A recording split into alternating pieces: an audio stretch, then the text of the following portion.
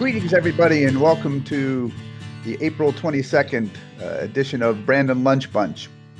Go back to some of our videos at PacesetterMedia.com. You'll find some of the history of it. You'll find some details of how we got this started. The quick of it is, it's a group of people in Brandon, Florida, business folks, some experts who are getting together during these COVID times to offer tips and ideas on how to do business in these COVID times. All this stay at home and closed businesses and all. My name is Dave Loebig with Pacesetter Media. We have a panel of people who are joining us from time to time, and I would like to do a quick round of introductions, and we'll get on to our main topics for the day, which is cybersecurity, phishing, and scams, as well as a quick legislative update, some video update or a tutorial tip, and some other business tips. Let's do a quick round. First on my screen is Danielle, please. Good morning, everyone. Danielle Dryden with Dryden Tax Resolution. When there is not a pandemic going on, I am actively helping people resolve federal and state tax issues. Right now, though, the IRS is all but closed for any collections or tax resolution, which means it's actually a really good time to get in touch with me if you're having a tax problem, because the IRS is actively trying to clear out as many small cases as possible, which means things are getting through that would normally not get through. So if you have a wonky situation, call me, because your wonky situation might be just enough to irritate the IRS to get you just cleared out and pushed to the side. And you might be good to go before everything even reopens. So just slip one under the radar with them. So give me a call. The IRS has been in touch with you within the last 6 months or so. David, you're next on my screen. Hi, everyone. I'm David Thornton with a Better Choice Network Solutions, your full-service IT company in Brandon, and I keep your money and your data out of the hands of cyber criminals and hackers. Thank you. Darren. Well, hello. My name is Darren Denington from Service with Style, Secret Shopping and Consulting. We typically specialize in the hospitality industry with coaching and training programs, but we work with a lot of various businesses on the secret shopping side of it. I'm excited today. I want to dive into the employee part of your comeback a little bit. And we've got some tricky waters to maneuver through. I think the labor market's going to completely flip. So I'm excited to be here today. Thanks for having me, and we'll talk soon. And Larry. Hey gang, my name is Laurie Becker. I am a video guy. I do some simple video production here in Central Florida. But with the corona happening, ironically, I had a book written that came out about being on camera, and everybody seems to care about that right now. So I'm getting some pretty fun coverage. But I just help people be on camera. And these days, I'm helping people be better on calls like Zoom calls and meetings like we're doing right now. And that's actually what my tip is going to be about today. Thank you. And joining us by phone, or at least just audio, for the first time, Harold McIntosh. Mac. Hey, good morning, everybody. Hey. I'm really happy to be here with you. I thought I had this ready to go today as far as total audio video, but okay, I'm going to get over this challenge one way or another sooner or later. Sure. With the help of my good friends, David Loebig and David Thornton, I'm sure. So, oh, and I'm sorry, Larry, and you're in this area of expertise as well. So I'm in good hands. I'll get this straightened out. Principal doesn't like some software, and so the Principal laptop that I use, it won't allow me to use this particular software. Anyhow, I'm Mac with the Principal Financial Group. I have 3 goals that I have with any client: increase your income, decrease your taxes, increase your net worth. And it's a crazy time right now. Everybody, every time you look at the news, you've got someone that's saying, oh, it's the end of the world. Then 20 minutes later, you got another person saying, well, we're having a comeback. And you just don't know, which way what do you believe? Which direction do you go? Well, I'm actually not getting calls from my clients panicking right now. And this is the third real dip in the market that I've been through. And I don't get calls from my clients because we plan accordingly. We know these things are going to happen eventually. So when I put together a portfolio for a client, it's with that in mind. So when we run into these situations, we can talk again and we can go back over why we did what we did and why they're invested the way they are. So I'd love to help anybody out that has any questions right now. Like I said, it's a very confusing time. If I can help anybody out, please feel free to reach out to me with any questions that you might have. Mac with the Principal Financial Group. Thank you. Now, first up for the leading segment is David Thornton. He's going to talk about phishing and scams during these COVID times. David, take it away, please. All right, thanks. I'm going to pop off a video and actually share my screen. So let's do that. Give me a second.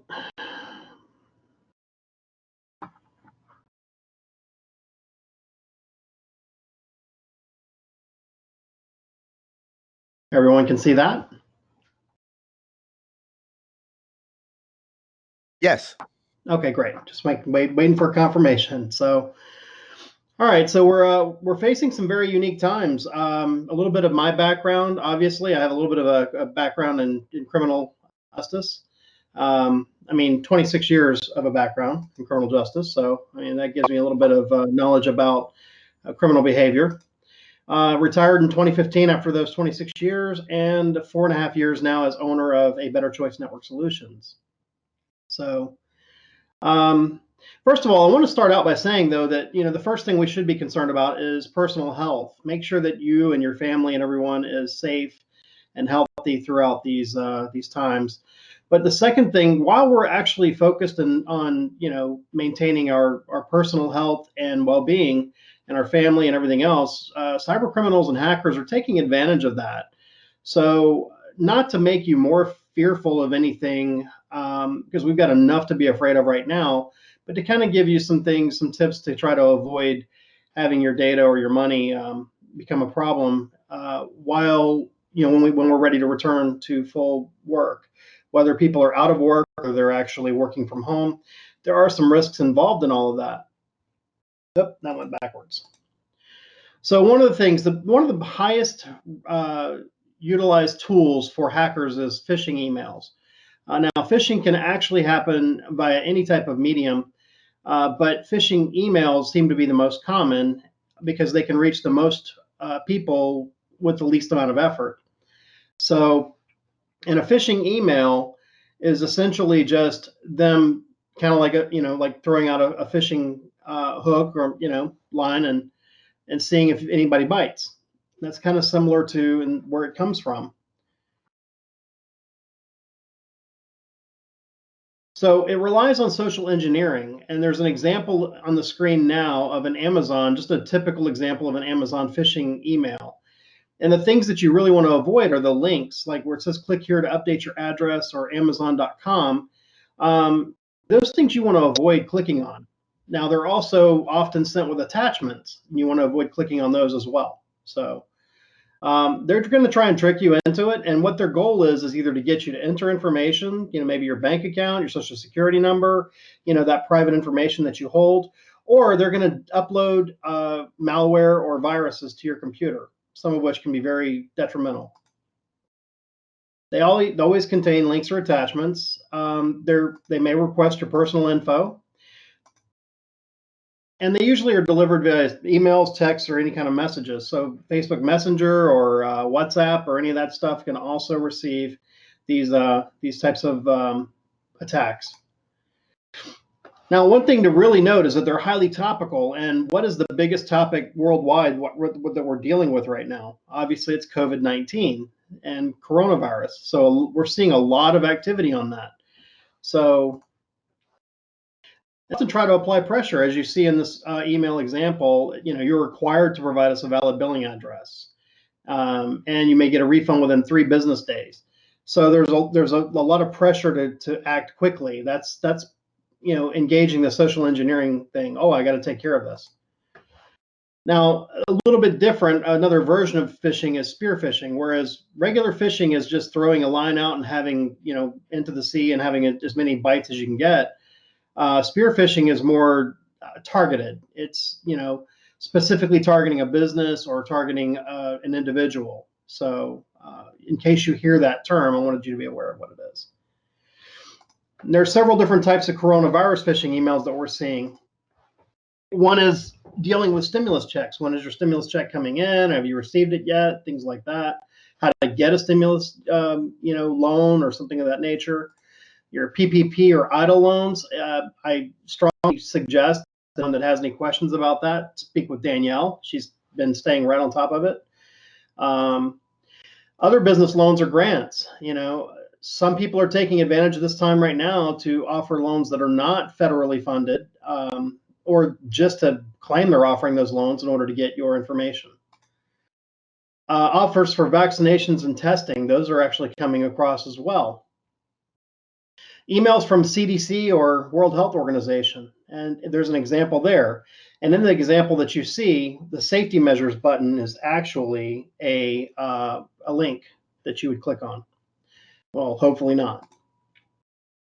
Soliciting for donations. You might see people that are soliciting for donations to assist healthcare workers or, to offer food to families in need. And some of those obviously are legitimate, but you have to be really careful. And, there's going to be a lot of people in need right now. So just be really careful who you're donating to. Care or prevention methods. Medical supplies like N95 masks and other things that are, are not easy to get right now. Toilet paper, that's a big one too. So the big thing is, our mascot tells you, if Luna says, if in doubt, don't click. Look for phishing clues first, and we can teach you how to, how to recognize those.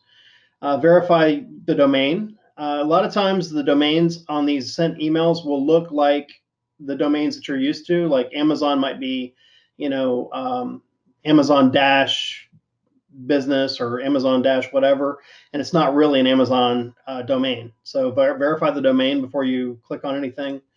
If you have any questions, call the sender of the email. Look up their phone number. Don't use any phone number they have on their signature, but look up the phone number and call them to verify that they sent that email before you click on anything. Remember that unsubscribe is a link. People forget. You can actually use the unsubscribe button to turn it into a link. So by unsubscribing from spam, you might actually be clicking on a link and downloading malware. Or just don't do it. Or entering the information. You're verifying it. At the very least, you're verifying that you're a human, and that means that your email is up for grabs. So don't do it. And do not reply. Don't send them back an email. Don't reply to hackers, just because that verifies that you're actually someone they've reached, and they'll keep targeting you. So it's best sometimes to add their name to a spam blocker or spam filter and just delete the email. Some of the other scams that we're seeing in the wild right now that don't necessarily require, or you don't see it via email, are robocalls. There's been an uptick in robocalls. And again, all the same topics that we've discussed already, you probably would see and delivered in the same way, as well as the favorites like, hey, we're the IRS and we're trying to collect, which Danielle would tell you that that's not the case because they are not working right now.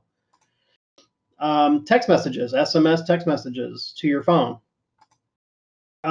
Sometimes people are being reached out and being told that a friend or loved one is being treated and they need money and assistance and all that. Social Security recipients are being called or messaged and saying that their benefits have been suspended. Medicare benefits have been suspended. IT and tech support scams.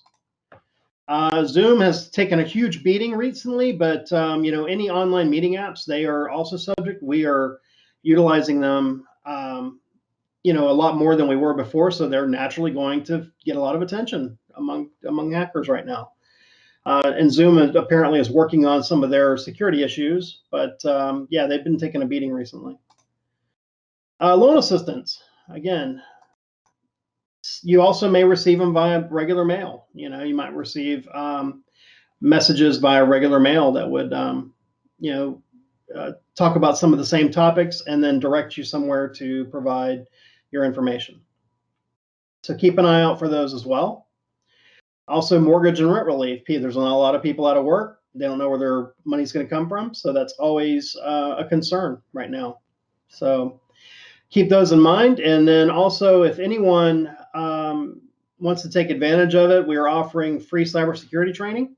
This is no obligation. In order to do that, all you have to do is go to online to pii.protect.com and then click on new user, put in that registration code, which we'll provide to you, fill out your information and click create account. It is safe and on the up and up. It's sponsored by Better Choice Network Solutions, and feel free to reach out to me if you have any questions about it. All right, do we have any questions?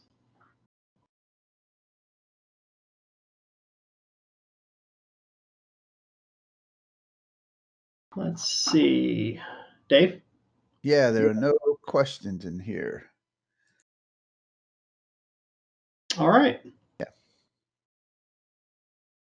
Good. Thank you. You're welcome.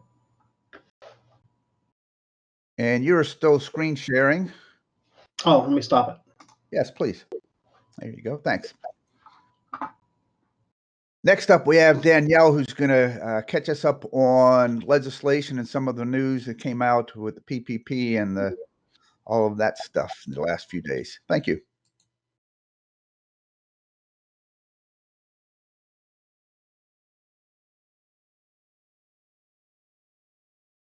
You're muted. You need to unmute, Danielle. Good. That's what I was going to say. Let's try that again. So new legislation was passed through the Senate yesterday, right around 4 p.m. So they are expecting the legislation to get to the House on Thursday. The reason why they aren't voting on it today is because apparently someone had an objection, so it wasn't unanimous, and everybody has to go back to Washington to sit in their chair and raise their hand and do all of those sort of House of Representative things. So government's working on it.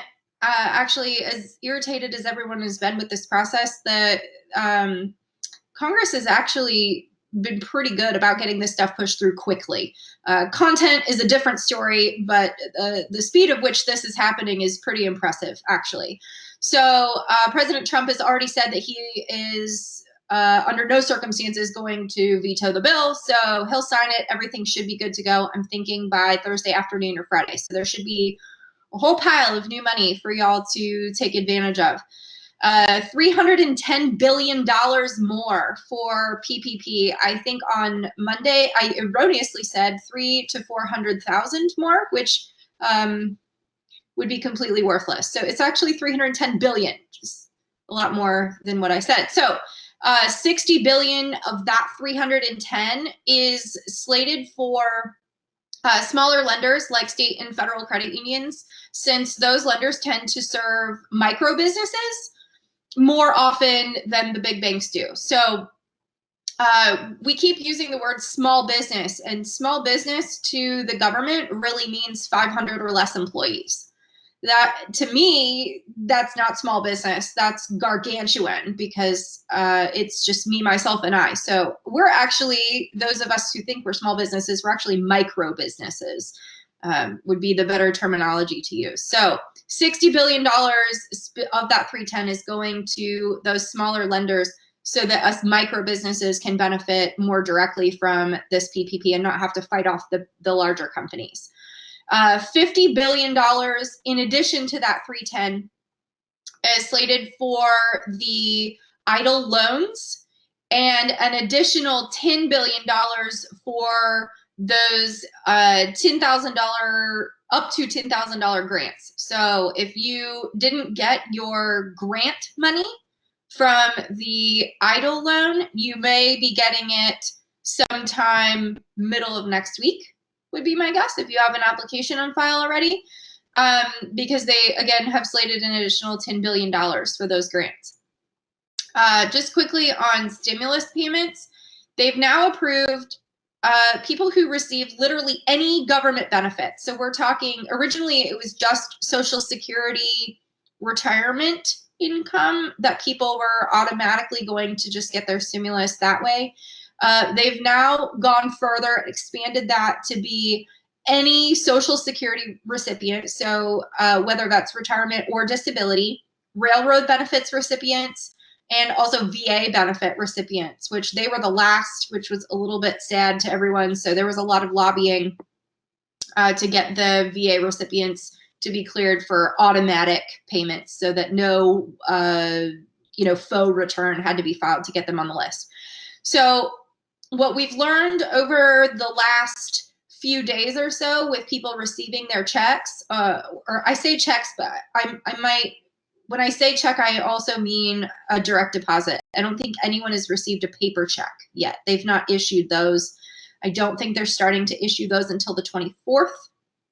So if you receive Social Security or any other government benefit and other income that requires you to file a tax return, you'll get your stimulus payment in the same way that you receive your government benefit.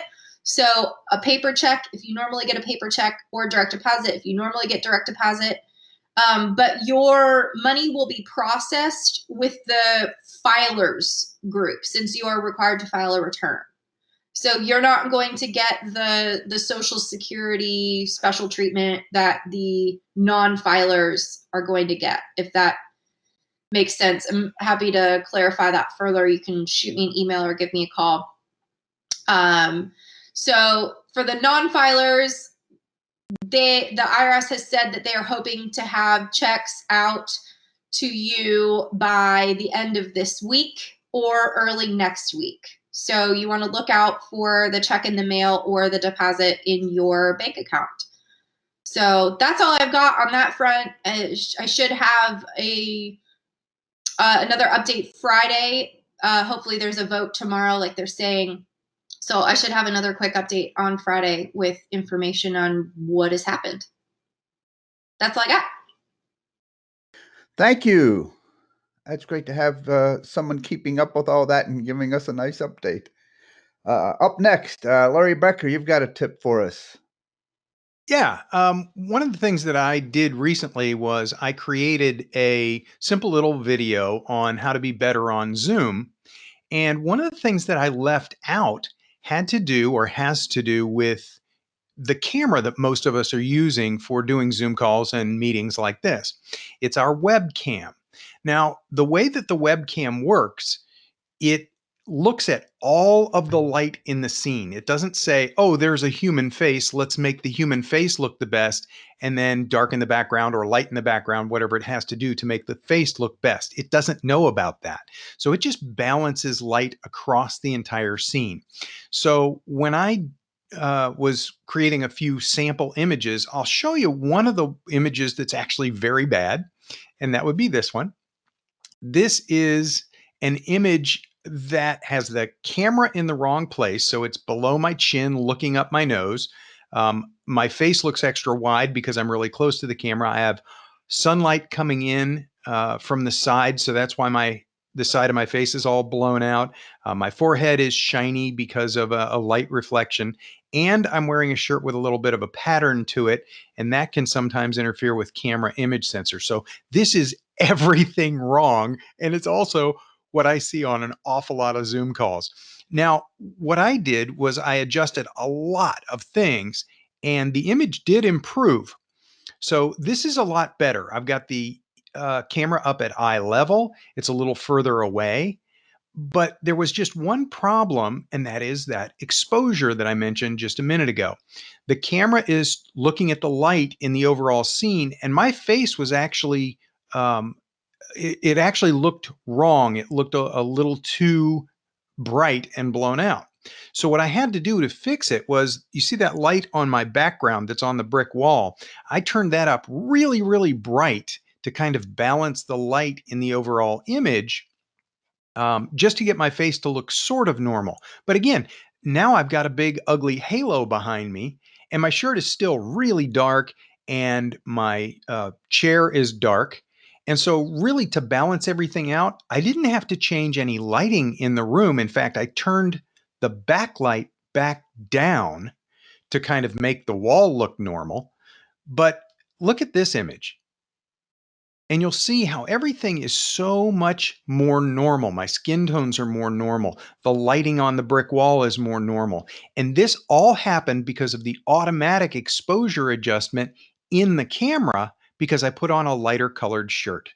So what you might consider when you're looking at the image of yourself on your webcam is, what does it look like based on what color your shirt is? So try some darker shirts, try some lighter shirts, adjust lighting in your environment, and you'll potentially get a better exposure from that automatic exposure that comes out of your webcam. And that's my tip for today. Thank you, sir. I, in fact, noticed that with a few weeks ago, changing my shirt changed the exposure I was getting on camera. Thanks. Glad to do it. Next up, Darren, give us an update.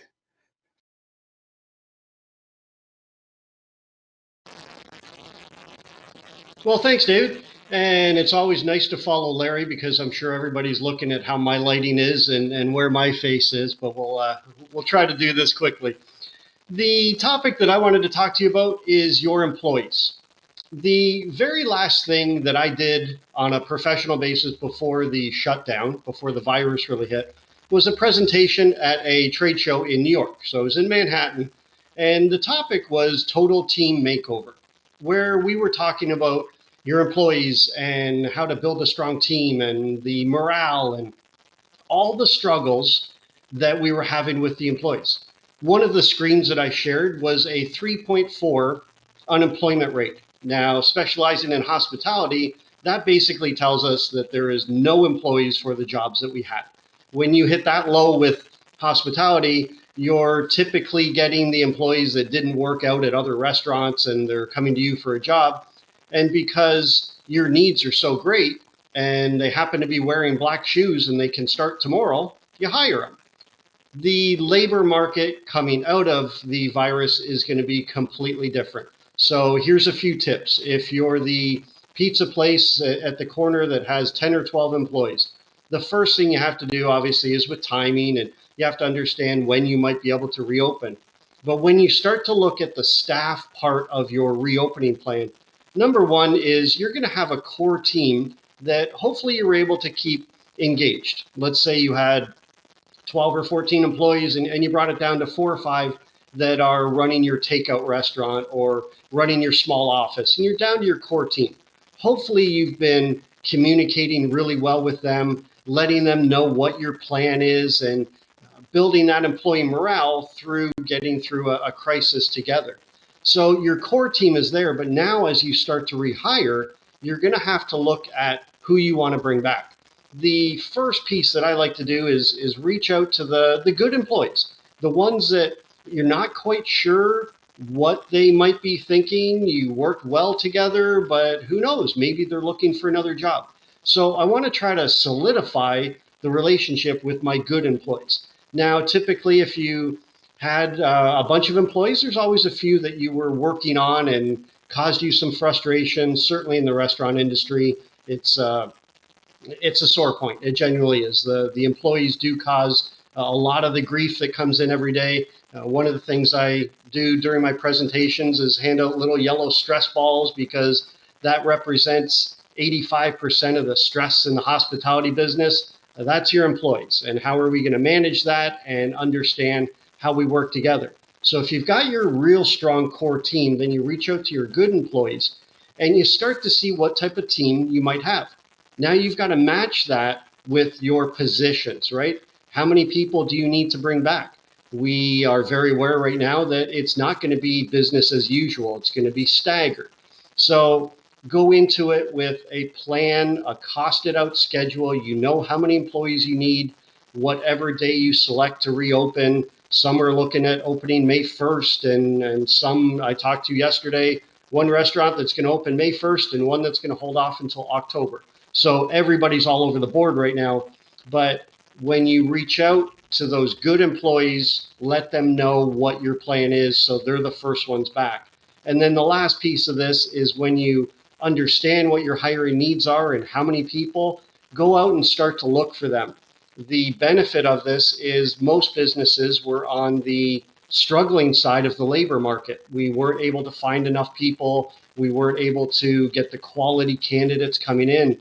I think that that's where the biggest opportunity is right now.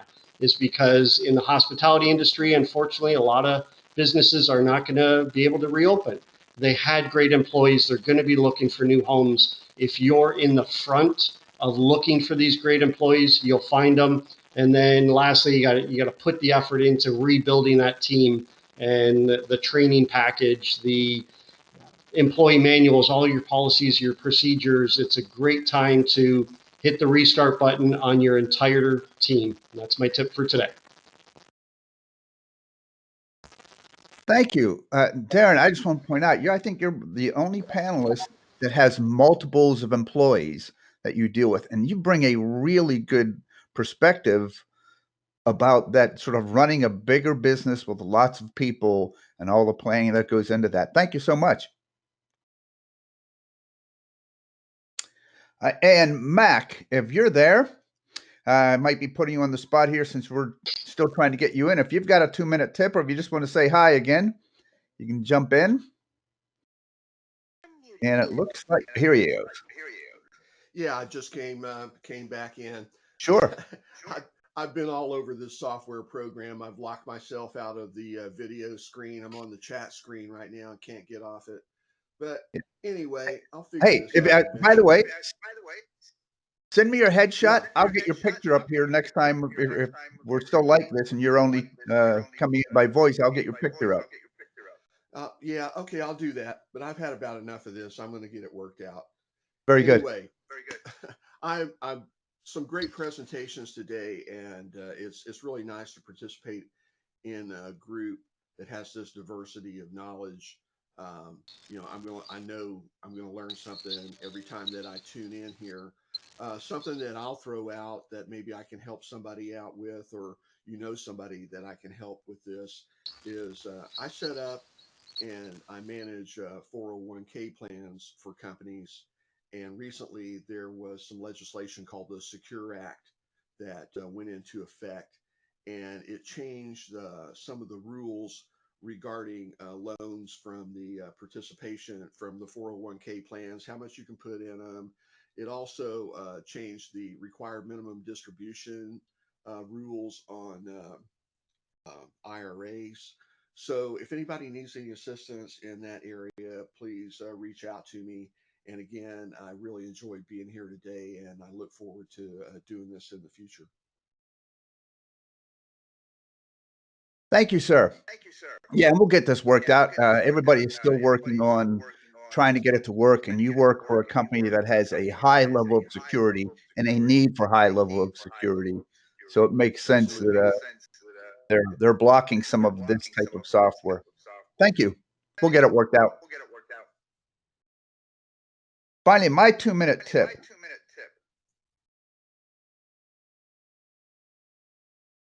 Now, good. I was getting an echo a second ago. I think it was some feedback from Mac's connection. Again, we're all still working it out. Hey, go to this channel on YouTube, Bob and Brad. They are the world's most famous physical therapists on the internet, in their own opinion. I've been following these guys for a year or more, and they have great exercises that almost anybody can do. And I do want to show you this one video they did recently, because they started responding to these COVID times too.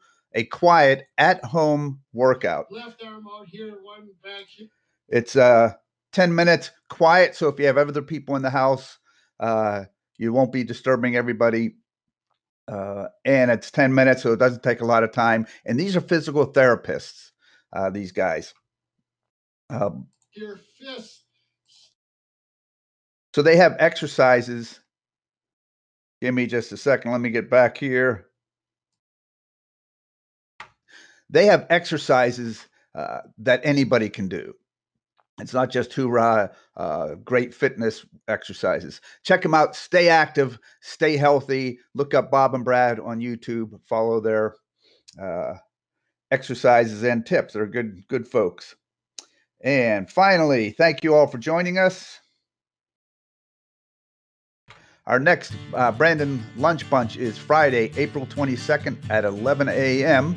You can find more information at pacesettermedia.com. Find the link to Brandon Lunch Bunch. That's where we're keeping up all the details. We have videos from the previous episodes. You can watch all of those also.